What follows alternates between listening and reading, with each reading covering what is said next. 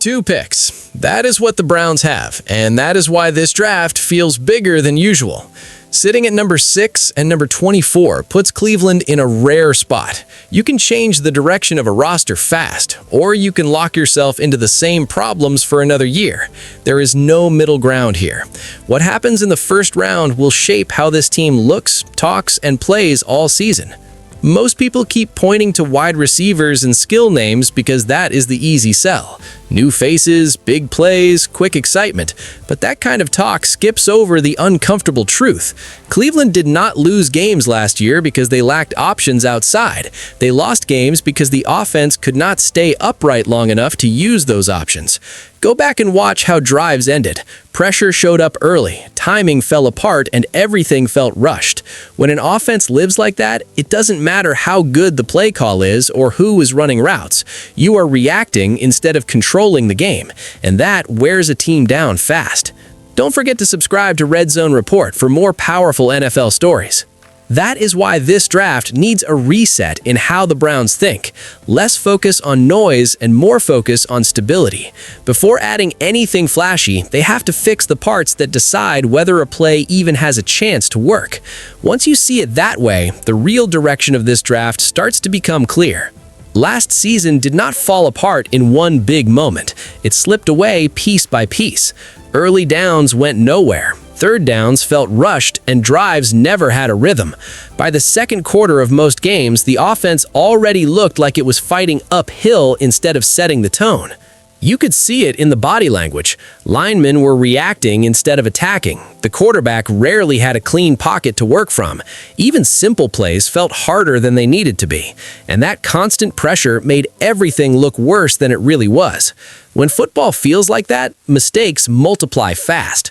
Timing gets off, decisions speed up, and confidence fades. It stops being about talent and starts becoming about survival.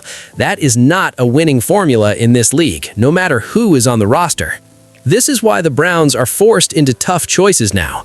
You cannot fix those problems with speeches or small tweaks. You fix them by changing the structure that caused them, and that reality pushes the focus straight toward the most important question facing this draft.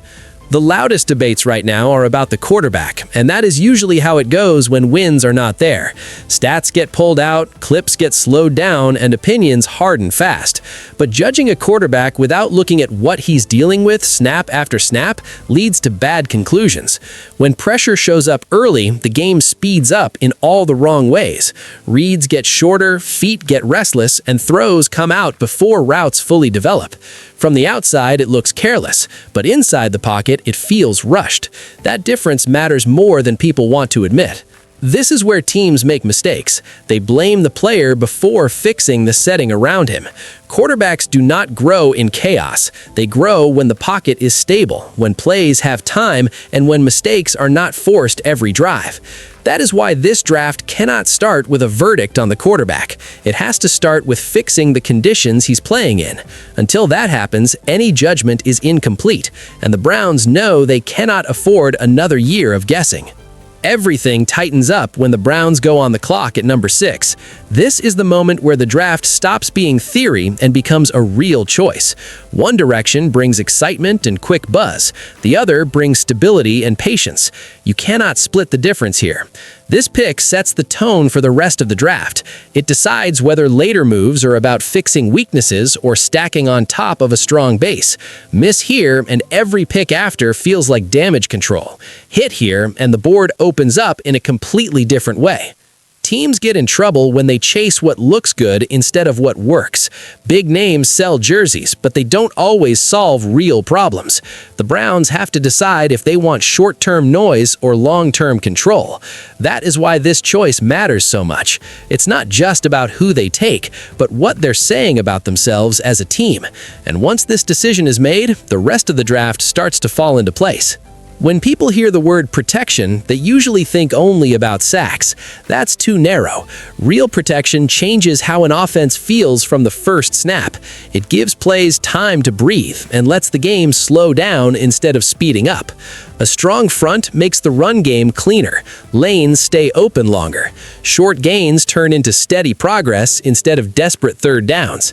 Suddenly, the offense isn't forcing anything. It's moving on its own terms. It also changes how confident everyone looks. Linemen fire out instead of leaning back. The quarterback stays calm, sets his feet, and plays within the design instead of escaping it. That calm spreads fast across a unit. This is why teams that control the line often control games. It's not flashy and it doesn't trend online, but it shows up every drive. And once the Browns understand that, the next decision in this draft becomes even heavier. Fixing one spot up front helps, but it doesn't finish the job. Football doesn't work that way. Pressure finds weak points fast, and defenses are too smart to keep attacking the same place. If there's one soft area, it will be tested again and again. That is where the second first-round pick changes the conversation. Instead of patching a problem, the Browns have a chance to erase it. Adding another strong piece up front turns protection from a hope into a habit. It makes breakdowns less likely and bad snaps easier to survive. This is also about depth and durability. Seasons are long, bodies take hits, and plans fall apart when backups aren't ready. Building strength across the front gives the team room to breathe when things don't go perfectly, because they never do. That is the hard part of this draft. It's not about one fix. It's about committing fully instead of stopping halfway. And once that choice is made, the Browns can finally think about the rest of the roster with a clear head. This is the point where people usually get impatient. Once the front starts to look better, the next question is always about playmakers. That's fair, but timing matters. Adding weapons works best when the offense already has a shape and an identity. When protection is steady, receivers don't need to be perfect to make plays. Routes have time to develop, throws arrive on schedule, and small openings turn into real chances. Suddenly, the offense looks faster, even if the names are not flashy. This is why value later in the draft matters so much. Smart teams wait for the board to come to them. They look for players who fit the system instead of forcing picks just to make a splash. That approach turns depth into production. Once the base is set, these moves feel natural instead of forced. The offense stops feeling desperate and starts feeling planned. And that shift is what allows the Browns to finally think about the bigger picture ahead. By the time this draft ends, the Browns will have told the league exactly who they are, not with words, but with choices. Every pick sends a message about whether this team is chasing quick excitement or building something that can last. Teams that rush decisions usually spend the season explaining themselves. Teams that stay patient let the results speak. Cleveland has lived on the wrong side of that line before, and they know how hard it is to climb back out once you fall back. This draft is about taking control again, about removing the weekly chaos and replacing it with something steady. That kind of change doesn't show up overnight, but it shows up when games slow down and mistakes stop piling up. If the Browns get this right, the season will feel different from the start. Not louder, not flashier, just calmer, cleaner, and more in control. And in this league, that's usually how winning begins. This is the stage where the margin gets thinner.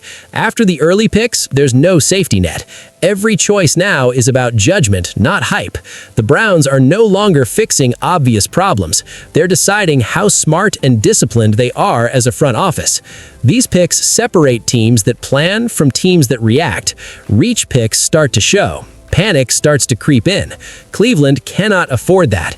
The goal here is not to win the draft grade game, but to add players who can actually survive Sundays. What matters most now is fit. Players who understand their role, play with effort, and don't need perfect conditions to help. These are the picks that quietly save seasons when injuries hit or starters struggle.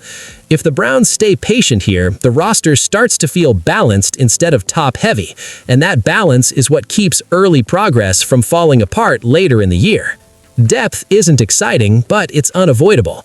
Every season tests it. Starters miss time, game plans change, and backups are forced into real snaps.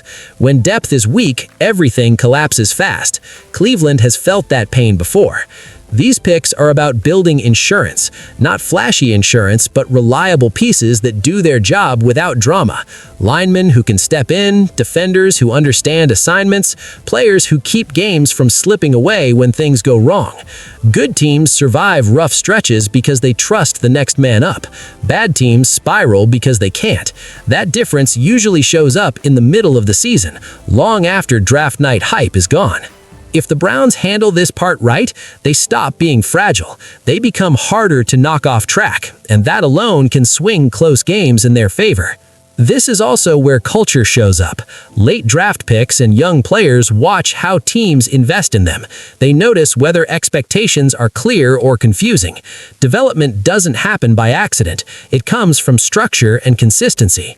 Cleveland has to use this part of the draft to reinforce standards. Players who compete, who prepare, and who fit the locker room direction. Talent matters, but habits matter more at this stage. When teams miss here, they end up cycling through the same issues every year. New names, same problems. When they hit, these players grow into steady contributors that fans barely notice until they're gone. This is quiet work, but it matters, and it's often the difference between a team that builds forward and one that stays stuck.